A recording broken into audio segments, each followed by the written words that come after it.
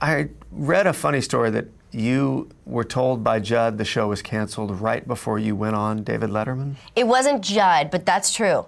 Okay. It was on the way to David Letterman, which was always a dream. I was in the car, I had gotten, I think, off the plane, and I was going to the hotel, whatever it was, but I was in New York only to go on David Letterman because somebody there liked the show and they knew it was in trouble and they wanted to help it. Oh, really? And okay. When I got into this limo, here I am, I'm in a limo, I'm, the star of this show, I'm gonna go on David Letterman of all, I got a phone call from my publicist at the time, and she said, honey, I have to tell you something, the show has been canceled.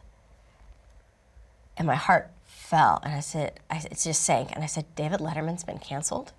And she said, no, Freaks and Geeks. And I went, oh, do I still get to be on David Letterman? And she said, I think you do, yes. I think it's too late for them to cancel. So I went on David Letterman, and he was so generous. Did he know it had been canceled? Yes. He did? Yes, and it became a thing where it was like I was on a show to promote a show that no longer existed, and he was so kind to me, and I later saw him and thanked him for being so kind to me, because it was such a crazy moment in my career and in my life, because here I was on this show where I loved everybody I worked with. I mean, I couldn't have had a greater time. It was the most wonderful community of people. We were so close. We were having the best time doing a job that we thought was we all loved our job. We weren't on some show where we were just sort of like punching a time card, being happy that we were on television. We really loved what we were doing, believed everything. We rehearsed we rehearsed it all the time. We talked about it, we lived it, we loved it.